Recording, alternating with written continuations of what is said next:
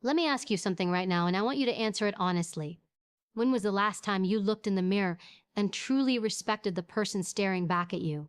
Not because of what you have, the car, the title, the bank account, but because of who you've become, because of what you've endured, because of what you've built when no one was watching. See, we live in a world obsessed with results. But what the world doesn't see is the grind behind the glory. The private war you fight every single day. The mental battles, the self-doubt, the moments you want to quit. And here's the truth most people run from. There is no version of success, strength, or freedom that doesn't require daily work. There is no shortcut. There is no hack. There is only the process, the non-negotiables you must show up for every single. So this isn't about hype. This isn't about motivation that fades in 10 minutes. This is about 10 core things you must work on daily if you want to earn your peace, own your power, and build the kind of life that doesn't fall apart when life punches you in the face. Some of these will challenge your comfort. Some will piss you off. And that's exactly the point, because comfort never made anyone unstoppable. So if you're ready, if you're done making excuses, done living on autopilot, and you're ready to step into the version of yourself who doesn't break under pressure, who becomes pressure, then let's get to work. Discipline is not a punishment. It's not a burden. It's the highest form of self-respect. When you choose discipline, you're choosing to honor your future over your feelings. You're saying, I matter enough to keep my word to myself. And if you're not doing that every day, then you're training yourself to break promises, not to other people, but to you. And that's a dangerous habit. People ask, how do I become more confident? Start with discipline, because real confidence doesn't come from a motivational quote or a new outfit.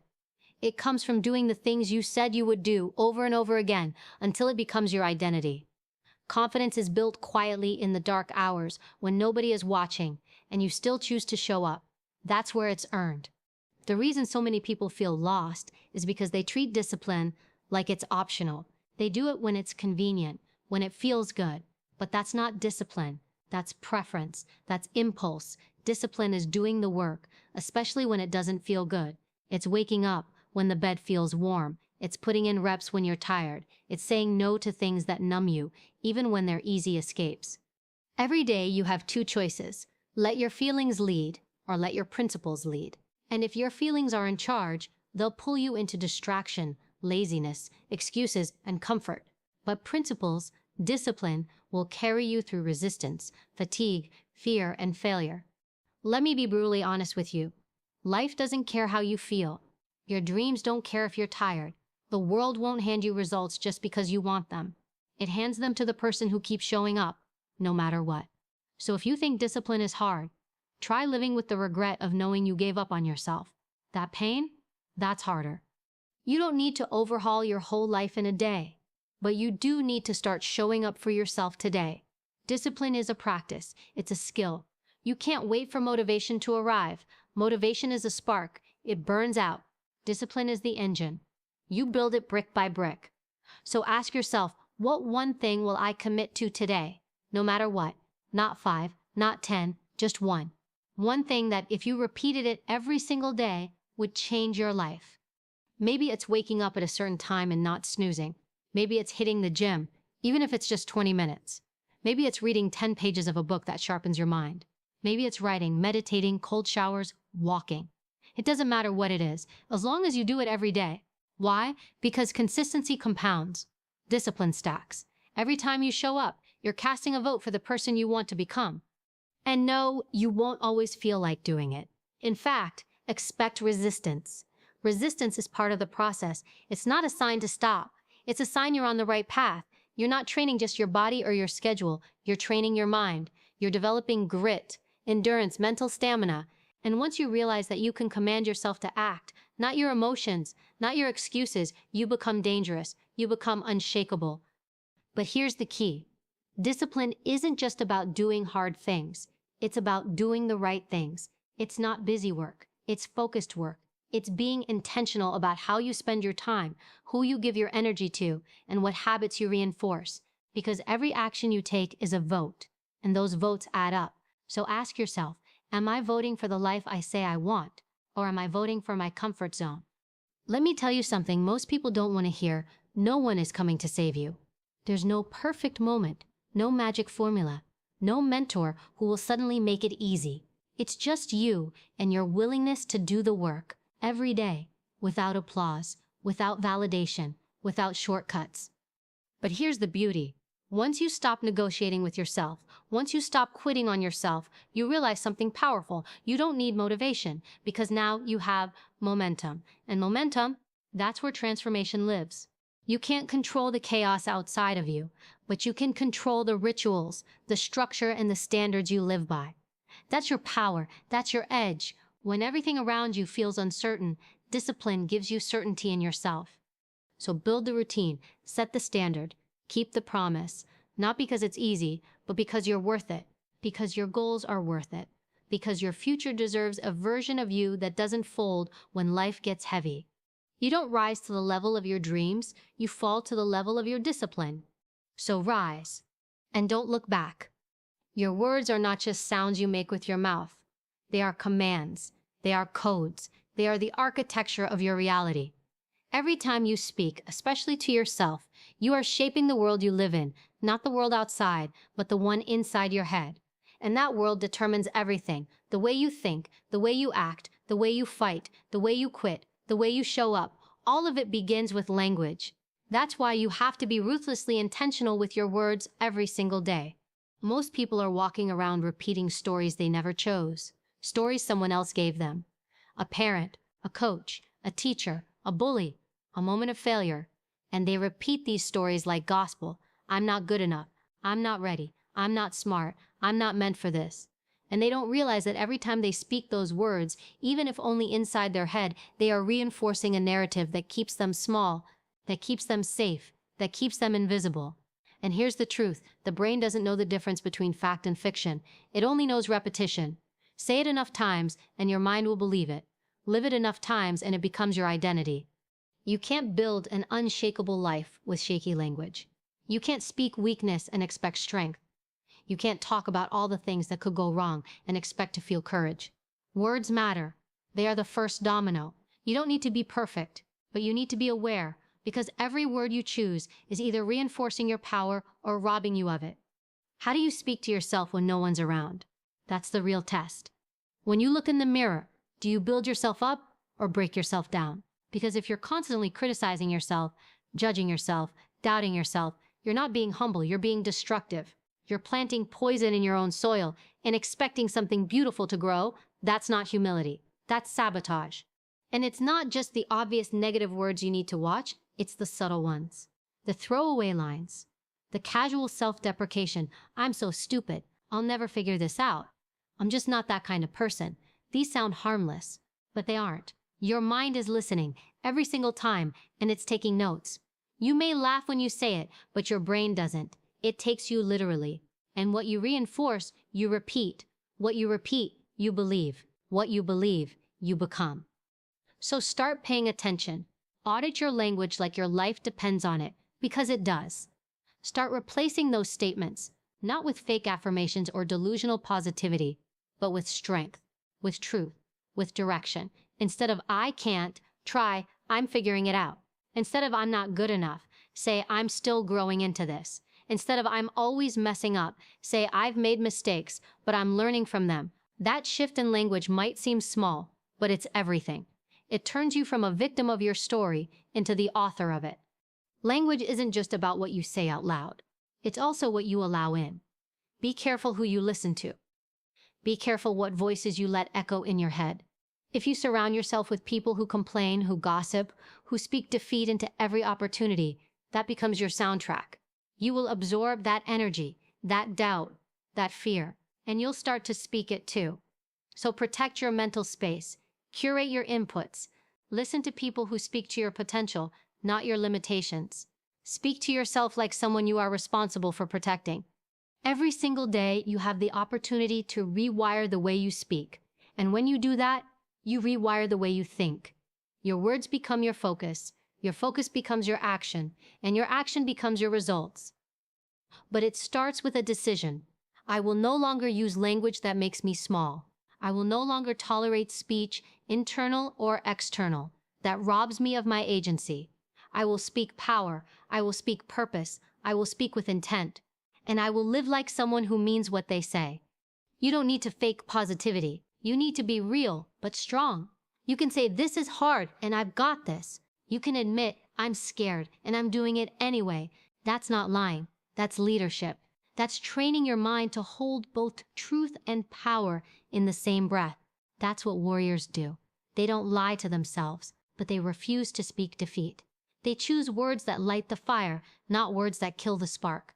So tomorrow, when you wake up, pay attention to the first thing you say to yourself, because that's where the day begins. That's where your momentum is either built or broken. Say something real. Say something powerful. Say something that pulls you forward. And then live like you believe it. Because if you want to change your life, change your words, and don't whisper. Say it loud. Say it with your chest. Say it like it's already true. Because the moment you do, it starts becoming real. Emotional control is not about suppressing how you feel. It's about mastering how you respond. It's about staying steady when everything around you is chaos, when pressure rises, when people disappoint you, when fear shows up and knocks at your door. Emotional control is what determines whether you rise or whether you unravel. Every single day, you're going to face triggers. People will say things that hit old wounds. Situations will arise that don't go your way. Deadlines, delays, failures, betrayal, judgment. Life will test you. And in those moments, it's not your intelligence or your talent that matters. It's your ability to pause, breathe, and choose your reaction. Most people are reactors. Something happens and they explode. Someone makes them feel disrespected and they lash out. They hear something they don't like and they shut down. That's not power. That's vulnerability. Because if the world can control your emotions, it controls you. Emotional control is about building that inner buffer, that space between what happens and how you respond. That space is where your power lives. It's where your growth lives. It's where you decide who you are, no matter what's happening around you. The mistake people make is thinking emotions are bad. They're not. Emotions are information. Anger, sadness, fear, jealousy, they're messages. Signals. They're trying to tell you something about what you care about, what you fear, what you value. But if you react blindly to every emotion, you miss the message. You stay stuck in the cycle. The goal isn't to shut off your emotions. The goal is to become the translator, not the puppet. Let me make this clear. Emotional control doesn't mean you don't feel. It means you've trained yourself not to be ruled by the feeling. You can be scared and still move forward. You can be angry and still respond with grace. You can be heartbroken and still show up. Emotional control is emotional discipline. Just like you train your body, you train your emotions. And the best time to do it? Every single day. You train emotional control in the small moments, not just the big ones. When the barista gets your order wrong and you're tired. When someone cuts you off in traffic. When you get that text you didn't want. These are your reps. These are your opportunities. Not to pretend you're okay, but to breathe, to assess, to respond in a way that aligns with who you're becoming. Because every emotional reaction is a choice. You might not choose the feeling, but you always choose the response. The world will try to provoke you. People will test your limits. And when you explode, they win. When you let someone else dictate your state of mind, you're giving away your power. So every day, ask yourself, who's really in charge here? My emotions or me? Emotional control is especially critical in high-stakes environments. In conflict, in leadership, in relationships. Because if you can't stay calm, you can't lead, you can't think clearly, you can't communicate effectively. Anger clouds judgment, panic blinds clarity, fear shuts down your ability to listen. That's why emotional control is the foundation of trust with yourself and with others. If people know you're consistent, grounded, thoughtful, they trust you. But if your mood swings dictate your choices, they won't follow you. And worse, you won't trust yourself. This is why emotional control has to be practiced before the moment hits. In the morning, take time to ground yourself with breath work, journaling, silence, or whatever anchors you. Build your awareness so that when a strong emotion shows up, you can name it. Naming the emotion separates you from it. Instead of saying, I'm angry, say, I'm feeling anger. That one shift reminds your brain that you are not your feelings. You are the observer of them. And the observer has control. The more self-aware you become, the faster you catch yourself. That sarcastic tone, that sharp response, that withdrawal. You start to notice your patterns, and you get to choose something different. You start to notice when you're triggered, and instead of reacting, you ask, what's really going on here? That kind of emotional intelligence changes everything. It turns conflict into connection. It turns frustration into growth. It turns fear into fuel. There's also a myth that emotionally controlled people are cold or disconnected. That's false. Emotional mastery actually allows you to feel more, not less, because you're not overwhelmed by the feeling. You're clear, you're present, you're capable of compassion because you're not drowning in your own reactions. You can hold space for others because you've learned to hold space for yourself. That is not weakness, that is elite level strength. And the truth is, life is going to test you. You will face pain, loss, betrayal, setbacks. You will feel things that shake you, but when you've trained for emotional control, you don't break, you bend, you adapt, you endure, and eventually you rise. Not because life got easier, but because you got stronger, more centered, more self-led. So every day, do the work. Reflect on what triggered you. Study how you reacted. Ask yourself if that reaction served you. Learn the patterns, practice the pause, and most of all, remember this: your power is not in what you feel, it's in what you do with the feeling. Your ability to lead, love, and live on your terms depends on this one thing. Master your emotions, or they will master you. Every day, the choice is yours. Your body is not just a vessel, it's your armor, it's your foundation, it's the engine that carries you through everything in life, from crisis to celebration. And if you're not training it every single day with purpose, you are leaving power on the table. Purposeful physical conditioning is not about aesthetics. It's not about looking good for other people. It's about becoming strong enough to handle whatever life throws at you, mentally, emotionally, and physically. Because when your body is weak, it leaks into everything else: your mindset, your focus, your resilience. You cannot build a powerful life on a fragile frame. Most people train sporadically, without intent. They work out when it's convenient, when they feel motivated, when their schedule clears. That's not training. That's reacting. That's putting your health on the back burner and pretending like it doesn't affect your performance. But the truth is, how you move your body determines how you move through life. Discipline in the gym creates discipline in your decisions. Endurance on the pavement builds endurance under pressure. Strength under weight translates into strength under stress. Your training is either preparing you or it's just passing time. Purposeful physical conditioning means you train for something bigger than the mirror. You train for clarity, for resilience, for control. You train to become the kind of person who doesn't fold when things get heavy because you've already carried the weight before. You've already run the extra mile when you didn't want to. You've already pushed through fatigue when your mind said stop. And every time you do that, you are proving to yourself that you are capable of more than you thought. There's a direct line between physical conditioning and emotional grit. When you push your body to the edge and refuse to quit, something rewires in your brain. You become calmer in chaos. You become more stable in uncertainty. You become more confident in adversity. Why? Because you suffered on your own terms. You've chosen discomfort. You've built pain tolerance, not through crisis, but through daily intention. That changes how you approach everything. Suddenly, an argument doesn't shake you, a setback doesn't crush you, a challenge doesn't intimidate you, because you've built yourself from the ground up. Training with purpose also means training with awareness, not just lifting heavy, not just burning calories, but listening to your body, honoring your limits while still pushing them, resting when needed, not out of laziness, but out of respect, fueling your body like it matters, because it does. Every bite, every rep, every step is data, feedback, a conversation between you and the only machine you truly own. And when you stop treating your body like an afterthought, it starts showing up for you in ways you never imagined. There's also a mental component to this work that people overlook. When you condition yourself physically, you quiet the mental noise. You reduce anxiety, you sharpen focus, you regulate emotions, movement becomes medicine, sweat becomes therapy, and those workouts become sacred time, where the world shuts up and you get to reconnect with your strength. That's why it has to be non-negotiable. Not just when it's easy, but especially when it's not. When you're tired, when you're stressed, when you're unmotivated, because those are the days when conditioning matters most. Those are the days when you prove it's not a hobby, it's a lifestyle. Purposeful physical conditioning also helps you face fear. When you train with intensity, sprinting, boxing, lifting, climbing, and your heart is racing, your lungs are burning, and your body is screaming, that's fear in a controlled environment. And if you can meet it head-on in your workout, you're better equipped to meet it head-on in real life. The boardroom, the battlefield, the relationship, wherever fear shows up, your training has already introduced you. So you don't flinch, you breathe, you reset, you move forward.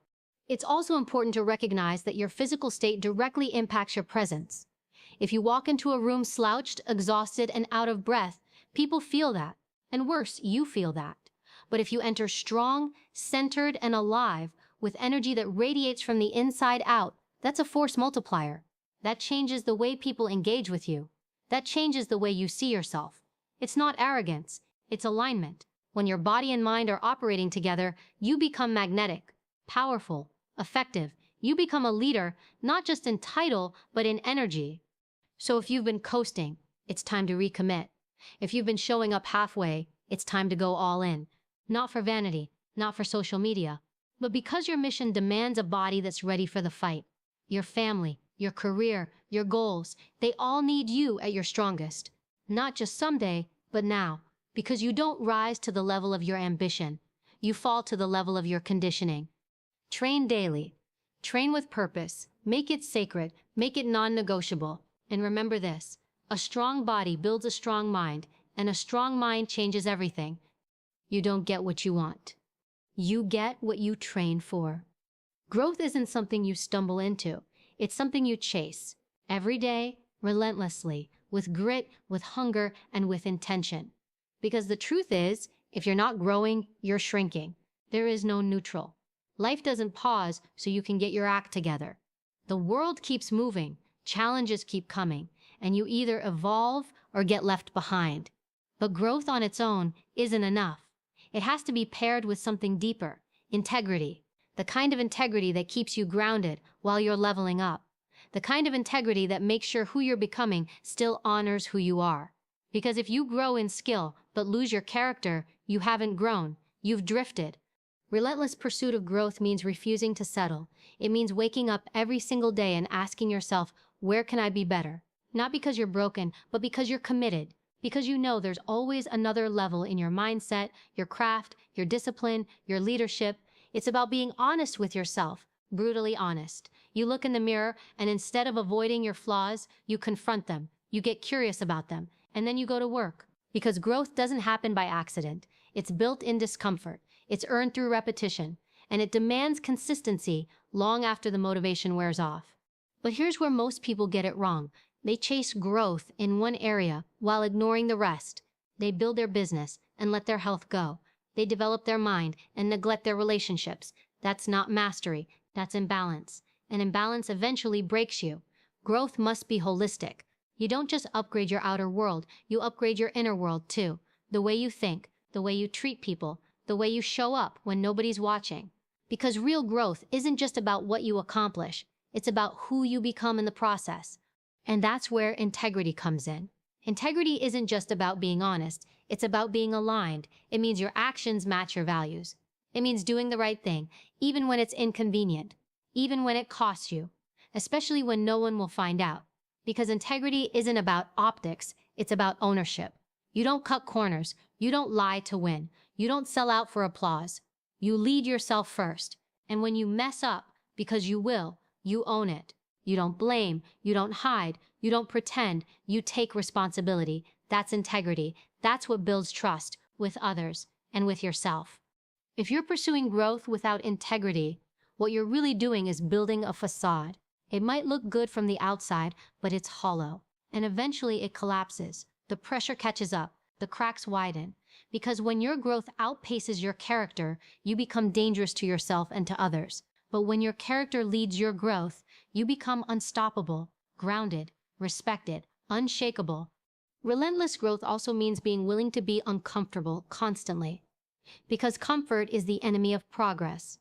You have to be willing to be a beginner again and again. You have to be okay with looking foolish while you're learning, with failing in public, with not having all the answers. That's how you stretch. That's how you expand. People who stop growing are usually the ones who are afraid to be seen trying. They want to look like they have it all together. But growth isn't clean. It's messy, it's awkward, it's humbling, but it's also the only way forward. You also have to be relentless in seeking feedback. Not praise, feedback. You need people in your corner who will tell you the truth, not just what you want to hear. Coaches, mentors, teammates, people who call you out when you drift, who challenge you when you get lazy. That kind of accountability is rare and it's uncomfortable, but it's priceless because you can't see your own blind spots. You can't grow in isolation. Growth requires community. It requires pressure. It requires perspective. And the most relentless part? You never arrive. There's no finish line. No moment where you get to say, I've made it. Growth is a lifestyle. It's a mindset. It's a daily decision to show up, to stretch, to dig deeper. And you do it without needing applause, without needing recognition. Because you're not doing it for the crowd, you're doing it for the person you're becoming. You're doing it because you made a promise to yourself to never settle. So every day, ask yourself, did I get better today? Did I stay true to who I am? Did I make choices that align with my values, even when no one was watching? That's how you measure progress, not by trophies or titles, but by the strength of your habits and the clarity of your conscience. This is not a season. It's not a trend. This is how high performers live, with discipline, with urgency, with integrity. They don't wait for growth to happen. They pursue it relentlessly, and they protect their character like it's sacred, because it is. That's how you win. That's how you lead. That's how you build a legacy that actually matters. Relentless pursuit. Grounded in integrity. Every day, no exceptions. At the end of the day, it's simple. You either lead your life or your life leads you. You either rise every morning with purpose and direction, or you let the world dictate who you are and how you show up. There is no middle ground. If you want to become someone extraordinary, someone unshakable, someone who commands their space and lives with fire, it starts with the decision to do the work every day. No excuses, no distractions, no waiting for permission. You work on your discipline because it builds your foundation. You sharpen your words because they shape your reality. You master your emotions because leadership demands it. You train your body because weakness is not an option. You pursue growth because comfort is a liar. And through it all, you hold the line with integrity, because if you lose that, you lose everything. This isn't about being perfect. It's about being consistent. It's about showing up, especially when it's hard. It's about proving to yourself through action that you're not here to coast. You're here to dominate. You're here to lead. You're here to evolve into the kind of person who inspires, protects, and impacts everything they touch. So if you take one thing from this, let it be this. You are responsible for who you become, not your past, not your pain, not your circumstances. You. Make your standards non-negotiable. Make your mindset bulletproof, and never ever stop becoming. The world doesn't need more people who wish for greatness. It needs people who train for it. Be one of them.